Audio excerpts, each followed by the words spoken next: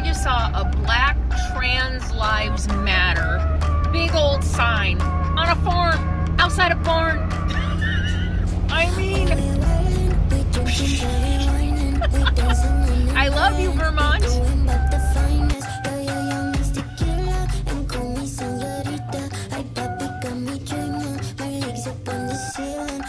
Welcome to the smallest state capital in all of the United States, Montpelier, Vermont, with a population of just 8,002.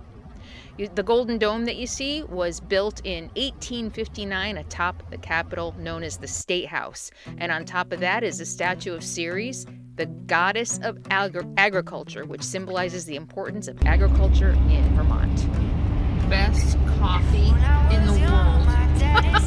Vermont artisan coffee.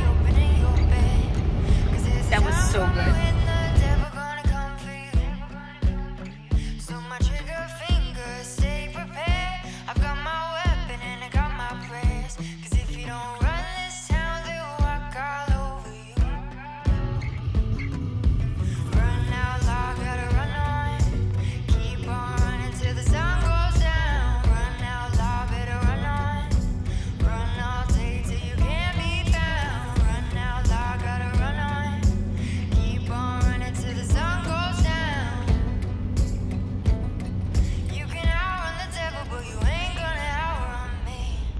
Sadie's like, oh shit.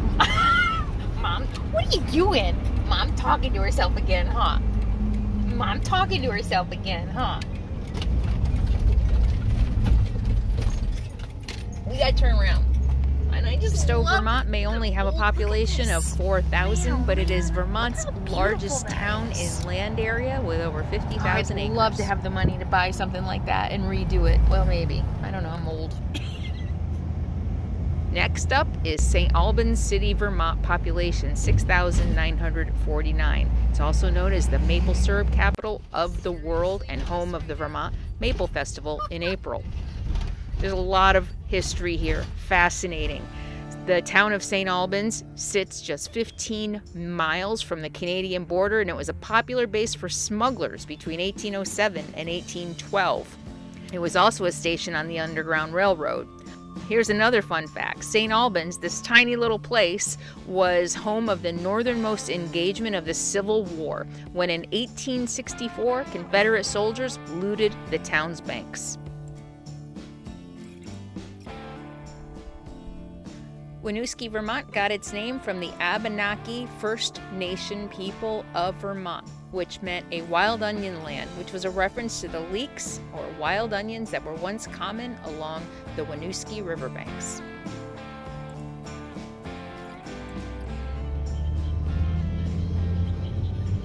Well, you wouldn't exactly call Burlington, Vermont a small town, but it has a small town feel with its old architecture and its thriving art scene, a lot of museums. It's got 3 colleges and a university, and a full range of 4-season outdoor activities. Oh my gosh, wow. Oh, look at this brick one. Wow. Another interesting fact is that it's nestled between 2 amazing geographical features, the Niagara Escarpment and the shores of Lake Ontario. Its total land area is only 73 square miles or 46,000 acres, so it is kind of small, at least in size, if not population. Ha ha. Look at that. Stop racism. Black Lives Matter. Yes. Oh, man.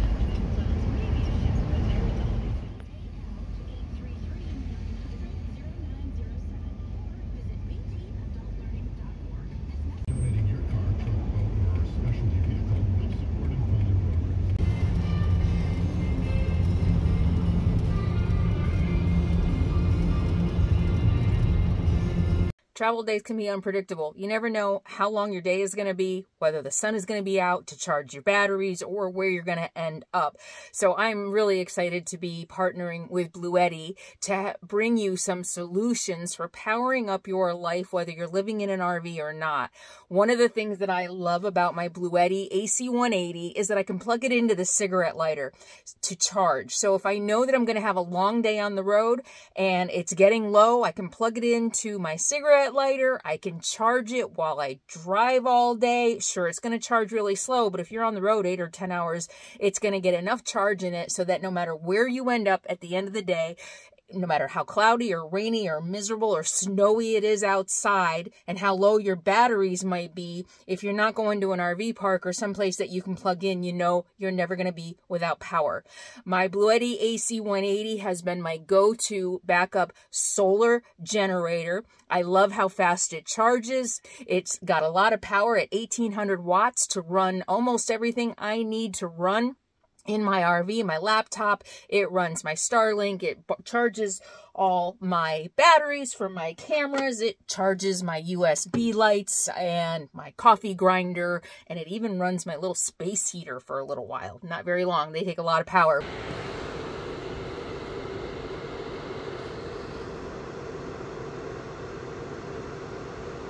But it will run your space heater in case of an emergency. And besides charging it with your engine battery through your cigarette lighter, you can also charge it with a generator, solar power, and plugging it in. And when you plug it into shore power, you can go from 0 to 80% in just 45 minutes. So you can get a super fast charge so that you can power your electronics, power your RV or your van life all day long. And with the pure sine wave inverter and 1800 watts of power, you're going to be able to run almost anything that you're going to need to run. You can run a fan. You can charge your laptop like 17 times. You can run a coffee maker. And Bluetti is celebrating Black Friday all month long with amazing deals. If you've been thinking about getting a backup power source or a solar generator for your RV, now is the time to do it. Bluetti is offering up to $2,000 off on all their power stations, but you have to use the link in the video description below. Bluetti has also authorized me to give away one solar generator, a 600 watt EB3A solar generator. I'm going to be giving away, Bluetti is going to be giving away on Black Friday. So all you need to do to enter is be subscribed to my channel and enter hashtag I want a Bluetti in the video description below. The deadline for entering is Thanksgiving night, midnight Pacific time. You must leave a comment on this video and this video only doing hashtag I want a Bluetti, and I will be picking a winner and announcing it on Black Friday. So you're going to want to stay tuned on this channel. I'm going to do a video announcing the winner, and then Bluetti is going to send you a free EB3A. Just a reminder, there's a lot of scams out there. I will never let you know in comments that you have won. I will announce your handle or your name, whatever you go by on your YouTube channel. I will announce that only in a video. So you must see me in video, announce your name to know that you have won. And then what I'll have you do is I'll have you email me. I will give you an email address, and you will need to email me with your address, and I will send that to Bluetti, and Bluetti will send you the solar generator. I will never ask you to pay any money for shipping. I will never announce winners in comments. I will only be announcing the winner in a video at 5 p.m. Pacific time on Black Friday. That's November 24th at 5 Pacific time. 2024, I will be announcing the winner. Check the video description below for all the rules and regulations, and good luck to everybody. Thank you, Bluetti, for being a great partner and for sponsoring this video. Let's get back to small town America.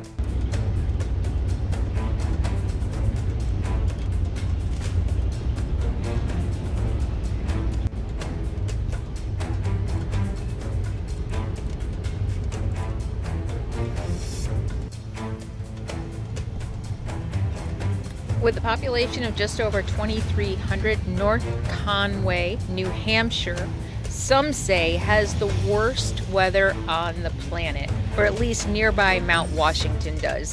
In 1934, they recorded a wind gust of 231 miles per hour.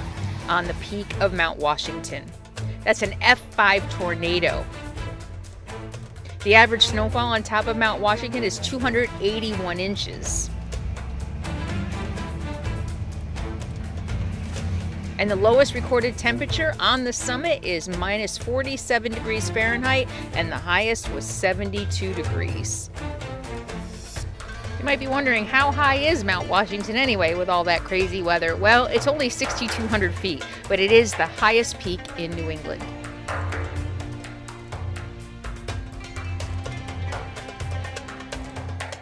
Okay, so this is Storyland.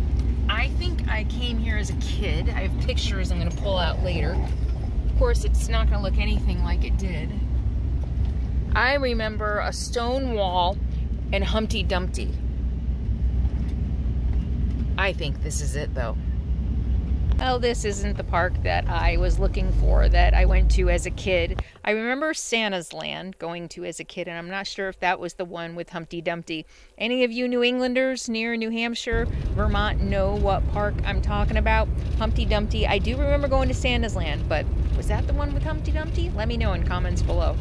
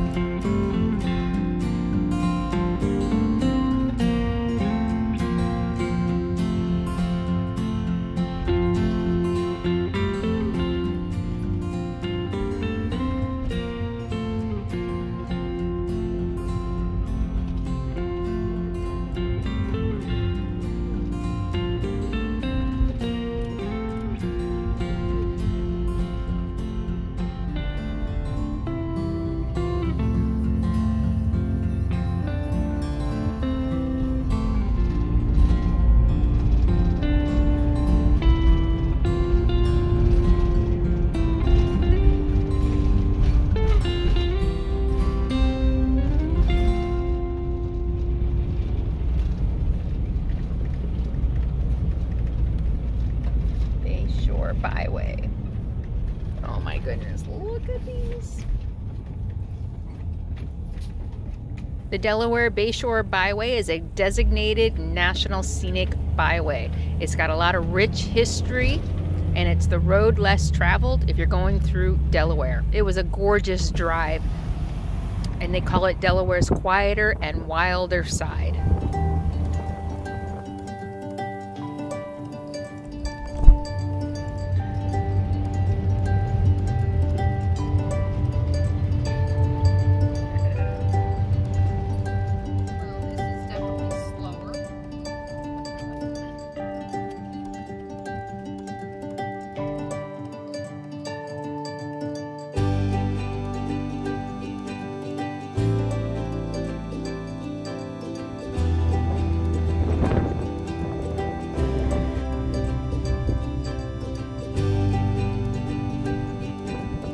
Bethany Beach in Delaware is located along the part of the peninsula of land known as Fenwick Island. Long before the U.S. military leased the coastal areas from the state of Delaware, farmers and fishermen lived along the coast between the Indian River Inlet and what is now Ocean City.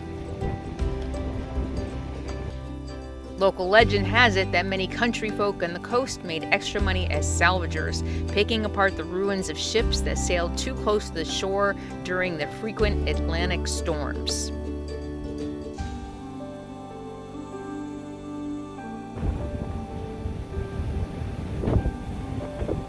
Today it's known as the Quiet Beach, and if you've driven through Delaware, you'll know why. Not a very quiet state in general, very populated, a lot of beach resorts. The town of Bethany Beach was founded in 1901, and it was as a permanent tract of land for a seaside assembly for the Disciples of Christ of Washington, D.C.